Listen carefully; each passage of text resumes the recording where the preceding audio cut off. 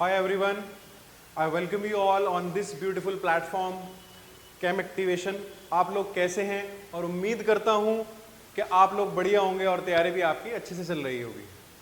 आज हम लोग केमिकल बॉन्डिंग का एक और इम्पॉर्टेंट टॉपिक करने वाले हैं स्टार्ट, जिसको हम लोग आयनिक बॉन्डिंग बोलते हैं। तो उससे पहले मैं आपको ये बताना चाहता हूँ कि केमिकल बॉन्डिंग में मैं बेंड्स रूल, ड्रैगोज रूल और उसके अलावा modified form of Bent's rule, ठीक है, और भी एमओटी के मैं कुछ क्वेश्चंस करा चुका हूँ। तो वो प्लेलिस्ट में है केमिकल बॉन्डिंग की, आप लोग उसको जाकर ज़रूर देखें, आपका ज़रूर उससे बहुत बेनिफिट होगा। ठीक है, चलिए तो फटाफट पेन कॉपी लेकर बैठ जाइए। स्टार्ट करते हैं हम लोग केमिकल बॉन्डिंग का टॉपिक अपना, जिसमें हम लोग स्टार्ट करने वाले हैं आयनिक बॉन्डिंग आज के लिए। चलिए फटाफट नजर इधर।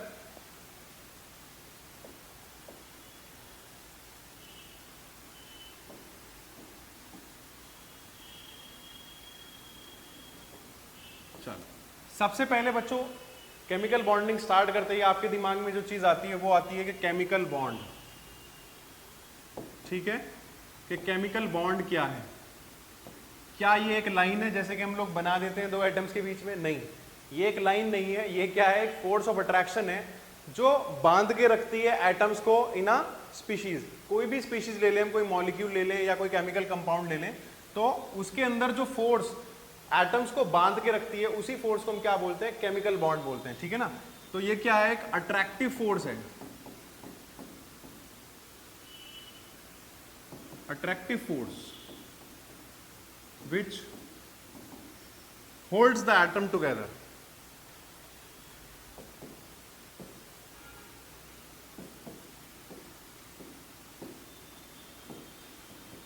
In a molecule, या स्पीशीज कह लो, इन अ मॉलिक्यूल और कंपाउंड भी कह सकते हैं। ठीक है, तो ये क्या है? एक अट्रैक्टिव फोर्स है जो एटम्स को बांध के रखती है किसी भी स्पीशीज के अंदर। ठीक है, समझ में आ गया? तो इसके बाद हम लोग सवाल ये करते हैं कि why do atoms combine? Bond बन ही क्यों रहा है? जरूरत क्या है इस बात की? ठीक है, तो जरूरत बच्चों ये है कि देखो एटम्स की एनर्जी होती है ज्यादा, इधर उधर खुदक रहे होते हैं, भाग रहे होते हैं, तो उनको स्टेबिलिटी लानी होती है। अगर स्टेबिलिटी लानी है तो उनको अपनी एनर्जी कम करनी पड़ेगी। मैं क्या बोल रहा हूं? अगर स्टेबिलिटी लानी है तो अपनी एनर्जी क्या करनी पड़ेगी? कम करनी पड़ेगी, है ना? ये बिल्कुल ऐसे ही है जैसे मान लो किसी इंसान कोई इंसान आपने देखा बीमार है, तो हॉस्पिटल में क्या है, मान लो लेटा हुआ है, तो उसकी एनर्जी बिल्कुल डाउन है और उसके अंदर बहुत ज्यादा स्टेबिलिटी आ जाएगी, बिल्कुल लेटा हुआ, इधर उधर बिल्कुल नहीं दौड़ेगा। तो ऐसे ही एटम्स क्या करेंगे? एटम्स कंबाइन करेंगे ताकि स्टेबल हो जाए। ठीक है ना? तो atoms combine to attain stability. ठीक है, atoms combine to attain stability. ठीक है, ये मेन रीजन है कि एटम्स कंबाइन करते हैं ताकि वो स्टेबल हो जाएं। स्टेबल कैसे होंगे वो? स्टेबल हम जनरली जो बचपन से पढ़ते आ रहे हैं कि ऑक्टेट कंप्लीट करेंगे अपना। वो क्या करेंगे? कंप्लीट ऑक्टेट कंप्लीट करेंगे, है ना? तो how do they attain stability? They attain stability by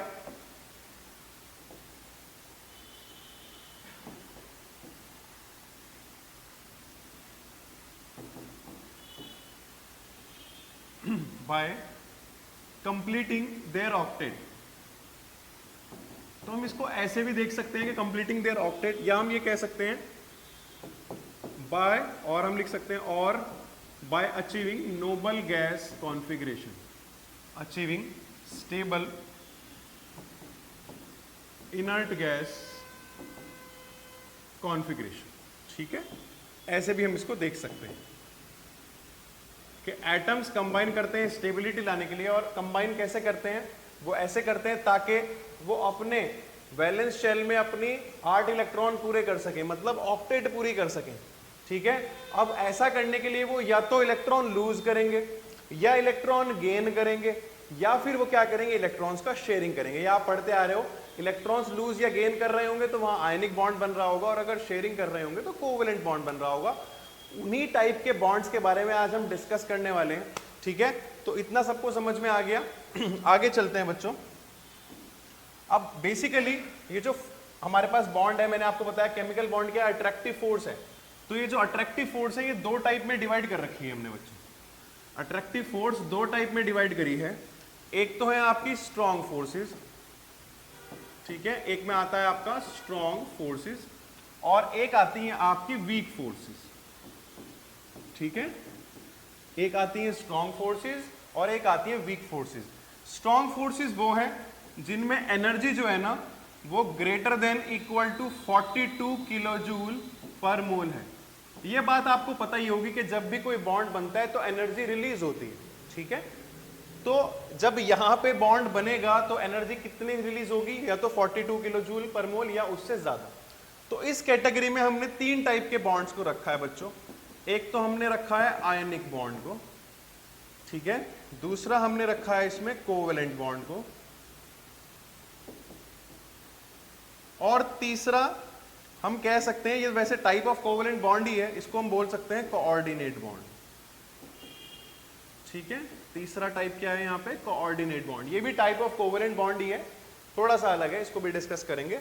ये समझ में आ गई इतनी बात। वीक फोर्सेस में वो आएंगी बच्चों फोर्सेस जहां पे इनकी जो एनर्जी होगी वो होगी लगभग 8 से लेकर, ठीक है, 8 किलो जूल पर मोल से लेकर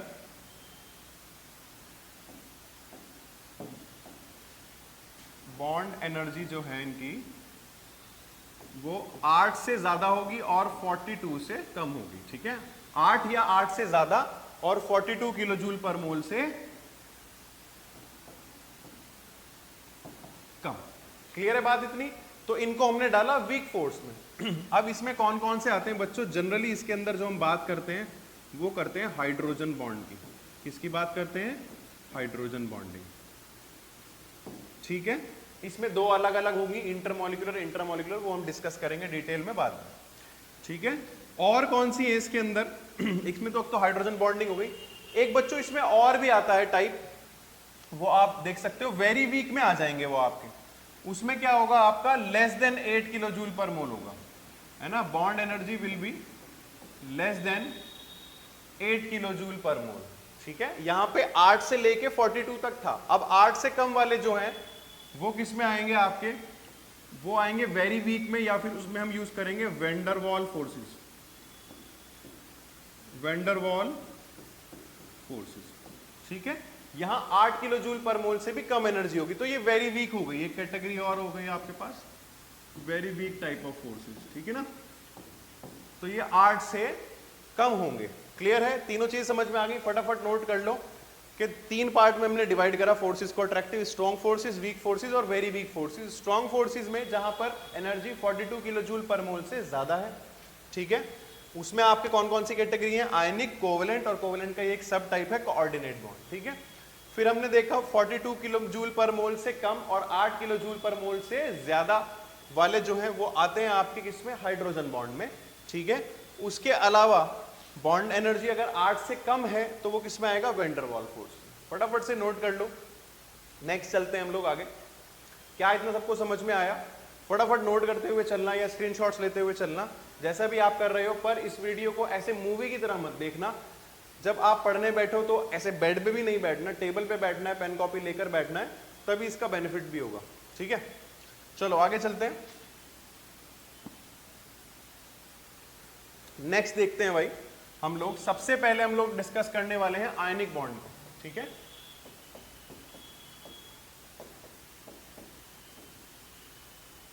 सबसे पहले डिस्कस करने वाले हैं आयनिक बॉन्ड को। आयनिक बॉन्ड बच्चों कैसे बनता है? Complete transfer of electron from electropositive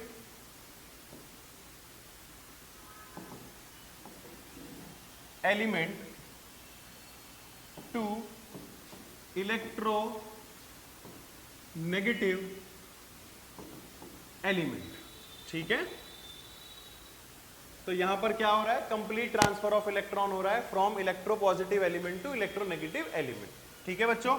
अब ये इलेक्ट्रोपॉजिटिव का मतलब क्या है? ये जनरली मेटल्स होते हैं, जनरली की बात कर रहा हूं मैं, ये मेटल्स होते हैं, ठीक है। और इलेक्ट्रोनेगेटिव आपके जनरली नॉन मेटल्स होते हैं, ठीक है, नॉन मेटल्स होते हैं। तो ट्रांसफर ऑफ इलेक्ट्रॉन होगा यहां पर मेटल टू नॉन मेटल, मतलब ये बॉन्ड जो बन रहा है इस बॉन्ड में मेटल और नॉन मेटल के बीच में बॉन्डिंग हो रही होगी। हालांकि नॉन मेटल के बीच में भी हम बॉन्डिंग दिखा देते हैं, जैसे अमोनियम सल्फेट का एक एग्जांपल है, मैं वहां उसके बारे में बाद में डिस्कस करूंगा। अभी हम जान लेते हैं सिर्फ बेसिक ऑफ आयनिक बॉन्डिंग, जिसमें हम ये पढ़ रहे हैं कि आयनिक बॉन्ड जो बनता है वो ट्रांसफर ऑफ इलेक्ट्रॉन से बनता है, जिसमें इलेक्ट्रोपॉजिटिव एलिमेंट इलेक्ट्रॉन देता है और इलेक्ट्रोनेगेटिव एलिमेंट इलेक्ट्रॉन को एक्सेप्ट करता है। जनरली इलेक्ट्रोपॉजिटिव एलिमेंट मेटल होता है और इलेक्ट्रोनेगेटिव एलिमेंट नॉन मेटल होता है। ठीक है, बात आ गई समझ में। कोई भी एक आयनिक कंपाउंड ले लेते हैं हम, जैसे हम ले लेते हैं एग्जांपल NaCl का। ठीक है, एग्जांपल ले लेते हैं बच्चों NaCl का। अब आपको पता है NaCl में सोडियम इज अ मेटल, है ना, और इसकी कॉन्फ़िगरेशन कितनी होती है 2 8 1। ठीक है, तो ये अपना क्या करेगा, एक इलेक्ट्रॉन लूज करेगा फटाफट से, और ये गैसेस स्टेट में होना चाहिए बच्चों जब ये इलेक्ट्रॉन लूज करेगा। ठीक है, तो इसने अपना इलेक्ट्रॉन लूज किया। ठीक, अब ये हो गया 2 8, इसने अचीव कर ली noble gas configuration, octet complete कर लिया अपना और कैटायन बना लिया। ऐसे ही Cl है, ऐसे ही क्या है Cl है। Cl का क्या होता है 2 8 7, है ना, इसने इलेक्ट्रॉन गेन करा और इसने बना लिया बच्चों Cl माइनस 2 8 8, इसने भी नोबल गैस कॉन्फ़िगरेशन अचीव कर लिया। ठीक है, और Cl माइनस जो कि एक एनायन है वो बना लिया, तो एक कैटायन बना और एक एनायन बना। अब इनके बीच में ऑपोजिट चार्जेस हैं, एक प्लस है एक माइनस है, इनके बीच में एक अट्रैक्टिव फोर्स लगेगी जिसको हम क्या बोलते हैं, इलेक्ट्रोस्टैटिक फोर्स ऑफ अट्रैक्शन। कौन सी फोर्स लग रही है बच्चों, इलेक्ट्रोस्टैटिक फोर्स ऑफ अट्रैक्शन। फटाफट से नोट कर लो। ठीक है, इसके बाद आगे चलते हैं, इलेक्ट्रोस्टैटिक फोर्स ऑफ अट्रैक्शन। तो यहां पर Na प्लस बना था बच्चों और Cl माइनस बना, तो इनके बीच में ना ऐसे दिखा देते हैं हम लोग, एक फोर्स डेवलप हो गई, या ऐसे भी दिखा लो, आपकी मर्जी है। ठीक है, तो इसी फोर्स को बोला उसने इलेक्ट्रोस्टैटिक फोर्स ऑफ अट्रैक्शन, और इसको कूलम्बिक फोर्स भी बोलते हैं बच्चों, इलेक्ट्रोस्टैटिक फोर्स ऑफ अट्रैक्शन।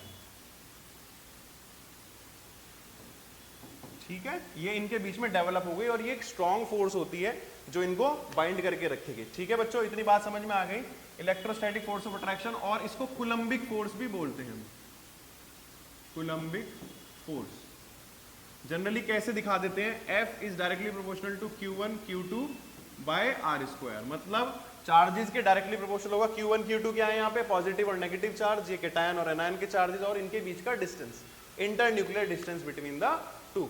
समझ में आ गई बात, क्लियर है सबको। ये फोर्स डायरेक्टली प्रोपोर्शनल होती है चार्जेस के और इनवर्सली प्रोपोर्शनल होती है डिस्टेंस के।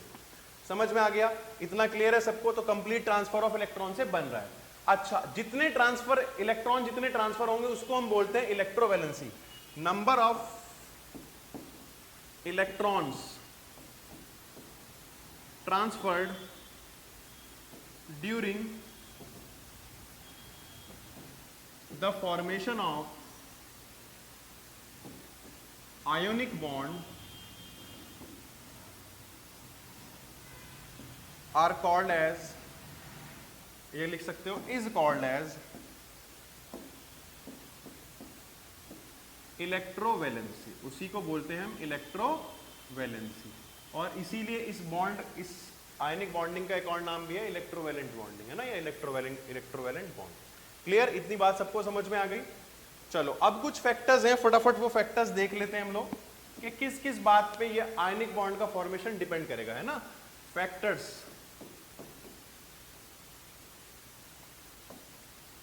ठीक है, affecting formation of ionic bond, ऐसे लिख लो, affecting formation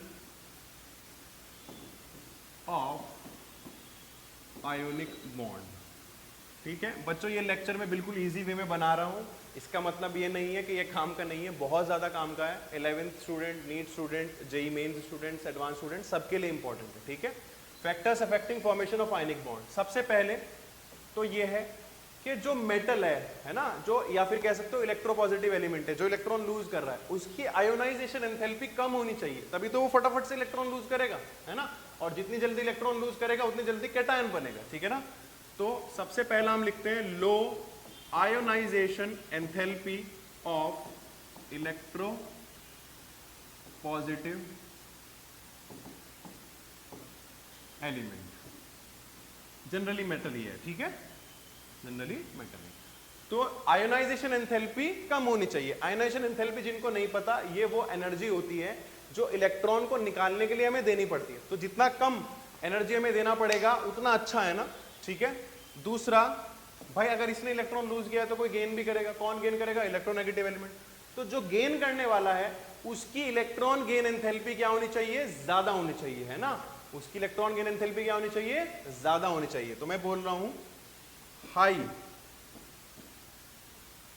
electron gain enthalpy, इसको इलेक्ट्रॉन एफिनिटी भी बोलते हैं बच्चों, तो वर्ड से कंफ्यूज मत होना, एग्जामिनर चेंज कर सकता है वर्ड। इलेक्ट्रॉन गेन एंथैल्पी, इसी को हम बोलते हैं इलेक्ट्रॉन एफिनिटी।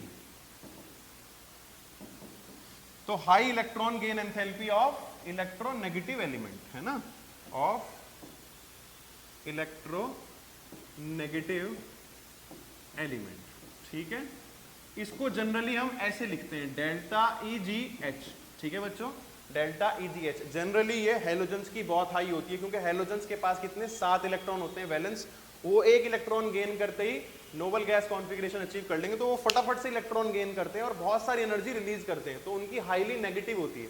अच्छा, इलेक्ट्रॉन गेन एंथैल्पी बच्चों, जब पहला इलेक्ट्रॉन गेन होता है ये, तो ये नेगेटिव होती है। तो ये हाईली नेगेटिव है, उतना ही अच्छा है। जितना ज्यादा नेगेटिव में होगी मतलब उतना ज्यादा एनर्जी रिलीज कर रहा होगा, मतलब उतना जल्दी एक्सेप्ट कर रहा होगा इलेक्ट्रॉन, ठीक है। दो बातें समझ में आ गई, ठीक है। आयोनाइजेशन एंथैल्पी को IE से डिनोट करते हैं, ठीक है,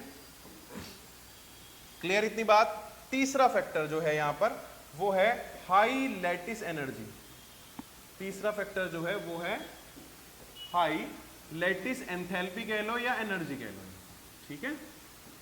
मैं लैटिस एंथैल्पी बोल रहा हूं। अब ये नया टर्म आया है लैटिस,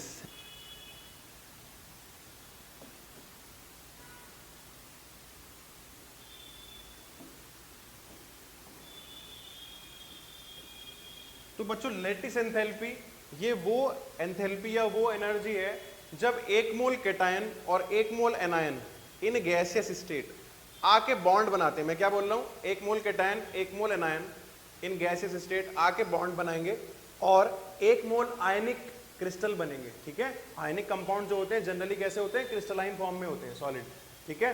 तो एक मोल सॉलिड बनेगा इनसे, क्लियर है बात। तो हम ऐसे देखते हैं जैसे M प्लस X माइनस मिलकर बना रहे हैं MX सॉलिड, ठीक है। तो यहां पर जो एनर्जी रिलीज होती है, यहां पर जो एनर्जी रिलीज होती है उसी एनर्जी को हम क्या बोलते हैं? लैटिस एनर्जी या लैटिस एंथैल्पी बोलते हैं, ठीक है। जब एक मोल कैटायन एक मोल एनायन बॉन्ड बनाते हैं और एक मोल आयनिक क्रिस्टल हमें मिलता है, आयनिक सॉलिड हमें मिलता है, तो जो एनर्जी रिलीज होती है उसी को हम क्या बोलते हैं?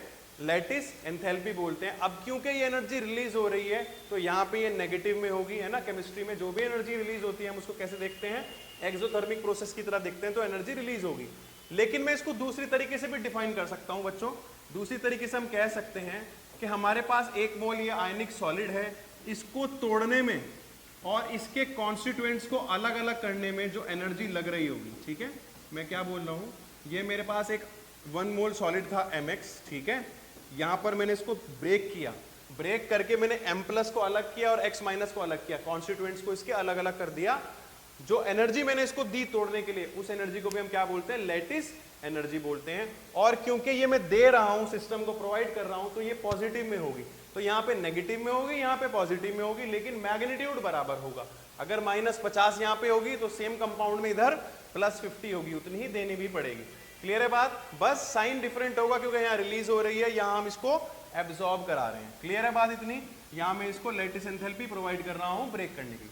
तो lattice enthalpy is the amount of energy required to break 1 mole of ionic solid into its constituents, atoms या फिर आयंस, ठीक है। बात आ गई समझ में? चलिए आगे देखते हैं किस किस फैक्टर पे लैटिस एंथैल्पी डिपेंड करती है ना। फैक्टर्स अफेक्टिंग लैटिस एंथैल्पी, ठीक है। चलो, तो बच्चों लैटिस एंथैल्पी जो है ना, बेसिकली अगर मैं बात करूं, ये Q1 Q2 अपॉन R ऐसे कह सकते हो, directly proportional to Q1 Q2 upon R। Clear है? Q1 Q2 यहां पे क्या है? Q1 and Q2 are charges. अब ये पॉजिटिव नेगेटिव चार्जेस हो सकते हैं Q1 Q2। और R क्या है? Inter nuclear distance. R क्या है? इंटर न्यूक्लियर डिस्टेंस, मतलब उनके न्यूक्लियसिस के बीच का डिस्टेंस। बात आ रही है समझ में? सपोज करो मेरे पास ये एक कैटायन है, ठीक है, ये इसका सेंटर में न्यूक्लियस है यहाँ पे कहीं, ठीक है, और मेरे पास एक है ये सपोज करो एनायन, ठीक है। तो इन दोनों के बीच का जो डिस्टेंस है ये,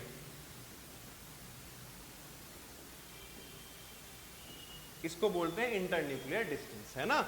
यहाँ पे इतना इतना पार्ट जो होगा इसका ये R प्लस होगा, मतलब रेडियस ऑफ कैटायन, और इतना इतना पार्ट जो होगा बच्चों वो क्या होगा? रेडियस ऑफ एनायन होगा। समझ में आ गई बात? रेडियस ऑफ कैटायन और रेडियस ऑफ एनायन। बात क्लियर है सबको? किस फैक्टर पे डिपेंड करती है? चार्जेस पे डिपेंड करती है और इंटर न्यूक्लियर डिस्टेंस पे डिपेंड करती है। मतलब इंटर न्यूक्लियर डिस्टेंस ज्यादा नहीं होना चाहिए, इनवर्सली प्रोपोर्शनल है, और चार्जेस ज्यादा होने चाहिए, ठीक है। तो हमने दो चीजें देख ली। पहली कि चार्जेस ऑन कैटायन और एनायन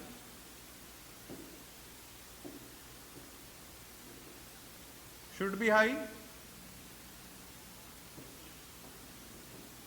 और दूसरा है साइज। अगर इनका साइज बहुत बड़ा होगा बच्चों, है ना, तो ये डिस्टेंस भी ज्यादा बड़ा हो जाएगा, इंटरन्यूक्लियर डिस्टेंस। तो दूसरा है size of cation and anion, ये भी देखना है हमें, ठीक है। क्लियर है बात? क्योंकि छोटा कैटायन छोटे एनायन के साथ अच्छी बॉन्डिंग करेगा, बड़ा कैटायन बड़े एनायन के साथ बॉन्डिंग अच्छी करेगा, लेकिन डिस्टेंस फिर भी बड़ा हो जाएगा, ठीक है। अगर कोई बड़ा एनायन और छोटा कैटायन होगा तो बॉन्डिंग अच्छी नहीं होगी, बॉन्डिंग अच्छी नहीं होगी तो लैटिस एंथैल्पी अच्छी नहीं होगी, मतलब ज्यादा नहीं होगी। तो हम ऐसे ही देखते हैं, जैसे मुझसे पूछा गया कि ये तीन कंपाउंड है हमारे पास, आयनिक NaCl है, MgCl2 है और AlCl3 है, ठीक है। अगर ये तीन कंपाउंड दिए गए तो यहाँ पे देखो Na प्लस आएगा, यहाँ पे कैटायन पे कितना चार्ज है? +1। यहाँ पे Mg2 प्लस आएगा बच्चों, और यहाँ पे Al पे 3 प्लस आएगा, ठीक है। तो कैटायन के चार्ज में देख रहे हो आप, मतलब चार्ज में देख रहे हो आप डिफरेंस है, इस पे +1 है, इस पे +2 है, और इस पे +3 है इसके ऊपर, ठीक है। तो अब देख रहे हो आप चार्ज जिसमें ज्यादा है उसकी लैटिस एनर्जी ज्यादा होगी। तो अगर हम तीनों में कंपेयर कराएंगे तो किसकी एनर्जी ज्यादा होगी? डेफिनेटली AlCl3 की लैटिस एनर्जी ज्यादा होगी। इसमें ज्यादा एनर्जी लग रही होगी ब्रेक करने में, क्योंकि चार्जेस का अट्रैक्शन जो है वो बहुत ज्यादा होगा। Al पे 3 प्लस और 3 Cl माइनस आ जाएंगे। क्लियर है बात? इतनी समझ में आ रही है? तो चार्ज को कैसे देखना है और साइज को देखना है आपको समझ में आ गया। सबसे पहले चार्ज को देखना है अगर कहीं पे चार्ज है, दूसरा उसके बाद देखना है हमें साइज, ठीक है। साइज छोटा होना चाहिए या फिर कंपेरेबल साइज होना चाहिए, ठीक है। तो it was all about ionic bond. Ionic compound की कुछ प्रॉपर्टीज हैं तो वो देख लेते हैं हम लोग। प्रॉपर्टीज ऑफ आयोनिक कंपाउंड, ठीक है। सबसे पहली बात आपको समझ में आ गई होगी इनकी फिजिकल स्टेट, है ना। फिजिकल स्टेट कैसी होगी इनकी? Generally solid. कैसे मिलेंगे आपको ये? जनरली सॉलिड मिलेंगे, क्योंकि स्ट्रॉन्ग इंट्रा आयनिक फोर्सेस हैं यहाँ पे। इलेक्ट्रोस्टैटिक फोर्स क्या है? स्ट्रॉन्ग है। तो फिजिकल स्टेट क्या है इनकी? जनरली सॉलिड स्टेट में मिलेंगे। दूसरी बात अगेन इसी पॉइंट से आती है, high melting and boiling point, ठीक है। तो मेल्टिंग पॉइंट भी ज्यादा होगा और बॉइलिंग पॉइंट भी ज्यादा होगा, क्योंकि फोर्स ऑफ इंटरेक्शन इतनी स्ट्रांग है, उसको तोड़ने के लिए हमें ज्यादा एनर्जी देनी पड़ रही होगी। तो ज्यादा एनर्जी देंगे तो ज्यादा टेम्परेचर देना पड़ेगा, मतलब ज्यादा उनका बॉइलिंग पॉइंट इंक्रीज हो जाएगा, ठीक है। High melting and boiling point, ठीक है। पहली दो प्रॉपर्टी समझ में आ गई। तीसरी प्रॉपर्टी के बारे में बच्चों बात कर लेते हैं। तीसरी प्रॉपर्टी है इनकी सॉल्युबिलिटी, ठीक है। सॉल्युबिलिटी के में क्या हम लोग बोलेंगे? सॉल्युबल इन वाटर, ठीक है। आयनिक कंपाउंड क्या होते हैं? वाटर में सॉल्युबल होते हैं। Soluble in water but insoluble in organic solvent. अगर कोई ऑर्गेनिक सॉल्वेंट आप ले आओगे, एसिटिक एसिड या फिर इथेनॉल, इसमें इनसॉल्युबल होंगे, but insoluble in organic solvent, ठीक है। अगली चीज हम लोग जो देखने वाले हैं बच्चों, वो है इनकी कंडक्टिविटी, कंडक्टिविटी, ठीक है। तो जितने भी आयनिक कंपाउंड्स होते हैं वो कंडक्टिंग होते हैं नेचर में, क्योंकि मोल्टन और या फिर लिक्विड स्टेट या एक्वस स्टेट में वो आयंस रिलीज करते हैं जाके, है ना। वो क्या रिलीज करते हैं? आयंस। जो आयंस क्या किसके लिए रिस्पॉन्सिबल है? कंडक्शन के लिए रिस्पॉन्सिबल है। तो कंडक्ट इलेक्ट्रिसिटी, कंडक्ट इलेक्ट्रिसिटी, क्योंकि क्या है ना, जब तक जैसे NaCl है आपके पास सॉलिड स्टेट में है तो वो नहीं करेगा, लेकिन अगर मैंने इसे वाटर में डाल दिया, इसमें डाल दिया, मैंने इसे वाटर में डाल दिया, तो फिर ये आयंस प्रोड्यूस करेगा Na+ एक्वस और Cl- एक्वस। क्लियर है इतनी बात? तो जैसे ही आयंस प्रोड्यूस हो गए तो ये आयंस रिस्पॉन्सिबल होंगे इलेक्ट्रिसिटी कंडक्ट करने के लिए। तो ionic compounds are very good conductors, क्योंकि आयंस की मूवमेंट होने लगती है। ये चारों बातें समझ में आ गई। और क्या हो सकती है इसकी प्रॉपर्टी? एक और इंपॉर्टेंट प्रॉपर्टी है बच्चों इसकी, ठीक है। आयनिक बॉन्ड्स जो होते हैं आपके वो नॉन डायरेक्शनल होते हैं, ठीक है। ये बेसिकली आयनिक बॉन्ड की है। Ionic bonds are non directional. तो कंपाउंड भी कैसे हो जाएंगे? नॉन डायरेक्शनल ही हो जाएंगे। Ionic bonds are non directional in nature. अब इस बात का मतलब क्या है वो समझते हैं। नॉन डायरेक्शनल का मतलब ये है कि जैसे Na+ है उसको बहुत सारे Cl- घेर के रखेंगे, ठीक है ना। तो कोई ऐसी कोई पर्टिकुलर डायरेक्शन में नहीं है जिसमें बॉन्ड बन रहा है, ठीक है ना। इससे भी इंटरेक्शन होगा, इससे भी होगा, इससे भी होगा, इससे भी होगा, इससे भी होगा, ठीक है। बात आ रही समझ में? ऐसे दिखा सकते हैं हम लोग, इन सब से इंटरेक्शन होगा इसका। और ऐसे Cl- को Na+ घेर के रखेंगे तो उनका उन सब से इंटरेक्शन होगा, ठीक है। तो इसका मतलब यह है कि कोई पर्टिकुलर डायरेक्शन में बॉन्ड नहीं बन रहा। तो आयनिक बॉन्ड कैसे होते हैं? नॉन डायरेक्शनल होते हैं नेचर में, ठीक है। तो हमने डिस्कस कर ली इसकी प्रॉपर्टीज भी। तो आयनिक बॉन्ड में आपको इससे ज्यादा जानने की जरूरत नहीं है, ठीक है। नेक्स्ट क्लास में हम डिस्कस करेंगे कोवेलेंट बॉन्ड के बारे में और कोऑर्डिनेट बॉन्ड के बारे में कोशिश करेंगे डिस्कस करने की, ठीक है। तो इतना करिए पहले आप, इसके बाद आपको नेक्स्ट वीडियो मिल जाएगी बहुत जल्द कोवेलेंट बॉन्ड के ऊपर। और प्लीज चैनल को सब्सक्राइब करिए, शेयर करिए फ्रेंड्स के साथ अपने, और लाइक करिए वीडियोस को, कमेंट करिए जो भी आपको प्रॉब्लम आ रही है। तो हम होपफुली बेटर इंप्रूव करके आपके लिए और वीडियोस लेकर आएंगे, ठीक है। तो नेक्स्ट टाइम, तब तक के लिए टेक केयर, बाय बाय।